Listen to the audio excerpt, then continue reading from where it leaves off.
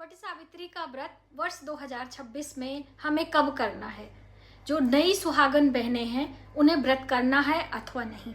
वट सावित्री के व्रत में वट वृक्ष की बहुत बड़ी महिमा होती है, क्योंकि माता सावित्री ने अपने पति सत्यवान के जब प्राण वापस ले आए थे तो वहीं वट वृक्ष के नीचे ही उन्हीं पत्तों से श्रृंगार किया था और वहीं पर पूजन अर्चन किया था। और जाने से पहले सत्यवान के मृत शरीर को वट वृक्ष के पत्तों में ही छुपाकर वो गई थी, इसलिए वट वृक्ष की बहुत बड़ी महिमा है। अब मान लीजिए बहुत सारी बहनें ऐसी जगह पर रहती हैं जिन्हें बड़ का पेड़ या बरगद का पेड़ नहीं मिल रहा है, तो ऐसी दशा में पूजन कैसे करें? वट सावित्री का व्रत हमें कब करना है, पहले ये भी तो समझ लें। और कैसे पूजन अर्चन करते हुए हमें अपने सौभाग्य में वृद्धि करना है, क्योंकि ये व्रत हमारे सौभाग्य में वृद्धि करता है, हमारे पति की दीर्घ आयु करता है। तो कौन कौन सी चीज़ें हमें ज़रूर चढ़ानी चाहिए, बहुत सारी बातें वट सावित्री व्रत से संबंधित इस वीडियो में हम आपके साथ शेयर करेंगे। नमस्कार, वेलकम टू माय चैनल। मैं हूँ मनीषा। दोस्तों, आप सभी का हमारे मनीषा त्रिपाठी चैनल पर बहुत बहुत स्वागत है। और आपने अभी तक हमारे चैनल को सब्सक्राइब नहीं किया है तो प्लीज़ सब्सक्राइब कर लें। देखिए, वट सावित्री का व्रत वर्ष में एक बार आता है और ये सौभाग्यकारी व्रत है। इसे सुहागन स्त्रियां करती हैं अपने पति की दीर्घ आयु के लिए। यदि आपकी सगाई वगैरह हो गई है तो आप इस व्रत को कर सकती हैं, वरना आपका विवाह जब हो जाए तभी इस व्रत को आप करेगी। सर्वप्रथम इस व्रत को माता सावित्री ने किया था अपने पति सत्यवान की दीर्घ आयु के लिए, और उन्होंने अपने पति सत्यवान की आयु भी वृद्धि करी थी। इतना तप और जप माता सावित्री के अंदर था, तो इसलिए सभी सुहागन स्त्रियां वट वृक्ष की पूजा और माता सावित्री सत्यवान उस दिन यमराज के नाम से एक दीपदान और वट वृक्ष की परिक्रमा करने का बहुत बड़ा महत्व है। और ये कब होता है? ज्येष्ठ अमावस्या पर। ज्येष्ठ अमावस्या पर इसको व्रत किया जाता है और पूजन अर्चन। लेकिन जैसे कि उत्तर भारत में हम बात करें तो ये ज्येष्ठ अमावस्या पर किया जाता है, और महाराष्ट्र वगैरह में ज्येष्ठ पूर्णिमा पर यह व्रत किया जाता है। वैसे तो ये 3 दिनों का व्रत होता है। कथाओं से हमें मालूम चलता है कि जब माता सावित्री यमराज के पीछे पीछे जा रही थी तभी से उन्होंने अन्न और जल त्याग दिया था और यम लोक तक वो गई थी अपने पति के प्राण वापस लाने के लिए। तो 3 दिन की व्रत नहीं कर पाते तो लोग लास्ट वाला दिन करके ही पूजा अर्चना करते हैं, क्योंकि आखिरी वाले दिन माता सावित्री वापस आकर और फिर अपने पति के मृत शरीर में प्राण डालकर और उनके साथ में मिलकर पूजन अर्चन किया था। और उनके जैसे कि राज्य भी छिन गया था, तो इसलिए उन्होंने पत्तों का श्रृंगार किया था। क्योंकि देखिए, किसी भी सौभाग्यकारी व्रत में श्रृंगार का बहुत बड़ा महत्व होता है। श्रृंगार के अंतर्गत होता है कि हम साड़ी, कपड़े, गहने, गजरा, चूड़ियाँ, महावर, आलता, ये सब चीज़ें श्रृंगार करके सौभाग्यवती स्त्रियां पूजन करती हैं। तो उन्होंने पत्तों का श्रृंगार किया था। तो इसलिए हम बहनें भी जब भी वट सावित्री का व्रत करते हैं ज्येष्ठ अमावस्या पर, पत्तों को अपने बालों में ज़रूर लगाते हैं श्रृंगार के रूप में। बहुत सारी बहनें तो गले वगैरह में भी पहनती हैं, और इस दिन एक माला, कच्चे सूत की माला भी पहनी जाती है। क्योंकि जैसे बताया ना कि माता के पास कुछ भी नहीं था, सावित्री माता के पास कुछ भी नहीं था, तो उन्होंने कच्चे सूत का माला पहना था। तो वो कच्चे सूत का माला हम पहनते हैं। तो देखिए, अलग अलग मान्यता के अनुसार हम बात करें कितने दिनों के लिए, तो कोई 12 घड़ी, 12 घंटे, 12 दिन, 12 महीने भी लोग पहनते हैं। तो इस तरह से जितने दिन आप निभा सकें उतने दिन पहना जाता है। अब बात आती है कि हमें ये ज्येष्ठ अमावस्या का व्रत कब करना है, वट सावित्री वाला व्रत।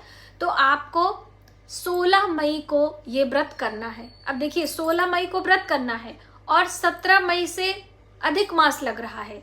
अब इसीलिए कन्फ्यूजन है कि एक दिन पहले ही जो वट सावित्री का व्रत है, तो जो नई सुहागन बहनें हैं जिनका अभी अभी विवाह हुआ है और उनका पहला ये वट सावित्री का व्रत है, उन्हें करना चाहिए अथवा नहीं। तो आपको ये नया व्रत नहीं करना है। जितनी बहनें पहले से इस व्रत को कर रही हैं वो करेंगी, लेकिन जितनी भी सुहागन नई बहनें जिनका अभी अभी विवाह हुआ है वो पहली बार वट सावित्री का व्रत नहीं करेंगे। ये आप समझ लीजिए, इसीलिए ये वीडियो मैं आपको पहले ही दे रही हूँ। तो आपने जाना कि ज्येष्ठ अमावस्या वर्ष 2026 में 16 मई को मान्य किया गया है। सुबह सूर्योदय से लेकर सूर्यास्त तक हमें अमावस्या मिल रही है।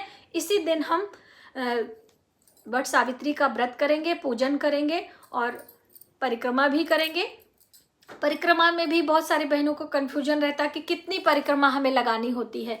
तो देखिए, कम से कम 12 परिक्रमा लोग लगाते हैं, कोई 51, 21, 31, 108 बार भी लगाते हैं।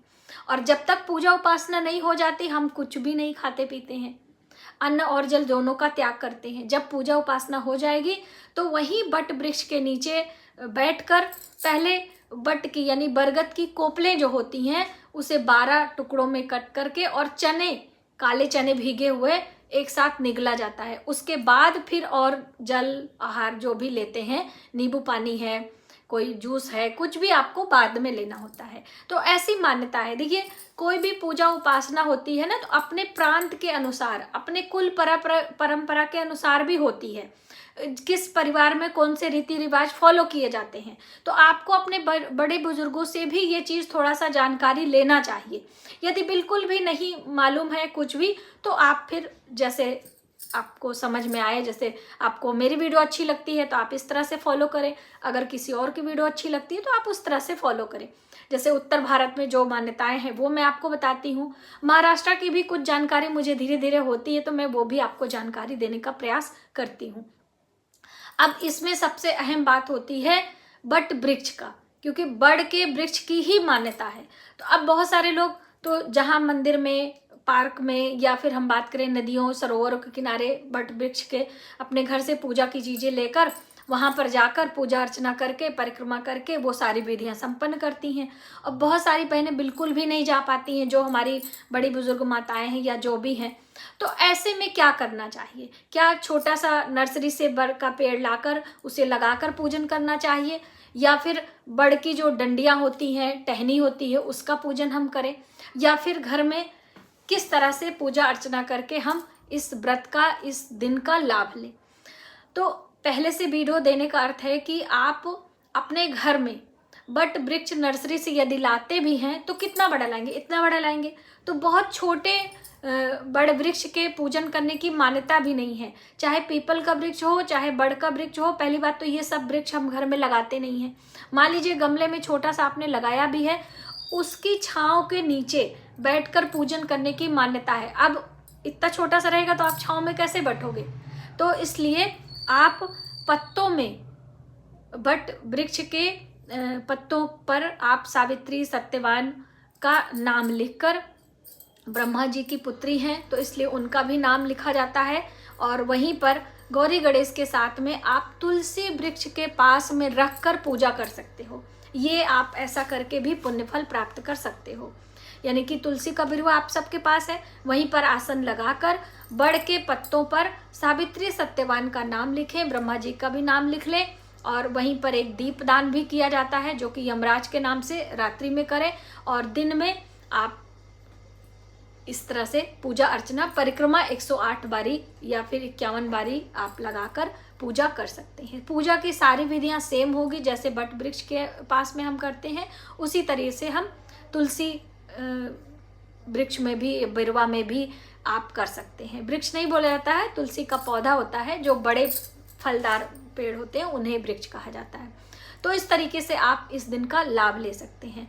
व्रत की बात है कि व्रत कितनी देर तक, तो जैसे हम लोगों के यहाँ बात करें तो जब तक पूजा उपासना नहीं होती है तब तक हम लोग कुछ भी नहीं खाते हैं। दान की चीज़ें निकाल कर फिर हम पहले चने और ये बट के जो आगे का कोपले होती हैं उसे लेते हैं पानी से, उसके बाद फिर कोई जली आहार लेते हैं। सूर्य अस्त से पहले एक बारी एक खड़ा अनाज लेने की प्रथा है। खड़ा अनाज में गेहूं से बना दलिया, सिवैयाँ या फिर पूरी, हलवा, दही पूरी, गुड़ पूरी, इस तरह से लोग खाते हैं। अब बहुत सारे लोग दाल चावल आदि खाते हैं, तो वो ऐसी मान्यता नहीं है। व्रत की तरह होता है, सारा भोजन ही हम कर लेंगे तो फिर क्या भोजन करने, व्रत करने का क्या महत्व है? लेकिन अपने अपने कुल परंपरा के अनुसार आप कर सकते हैं। इस दिन 16 श्रृंगार करने की महत्वता है, तो श्रृंगार अवश्य करें। अब देखिए, अब बहुत सारे लोग कहते हैं कि अमावस्या पर श्रृंगार नहीं करना चाहिए, अमावस्या पर बाल नहीं धोना चाहिए, तो अभी आप अमावस्या पर कैसे करेंगे? जो पित्त विसर्जनी अमावस्या है उस पर। तो ऐसा नहीं है, आप समय समय पर चीज़ें बदलती हैं मौसम के अनुसार, वैसे तो चीज़ों में सिचुएशन के हिसाब से आप फेर बदल कर सकते हो।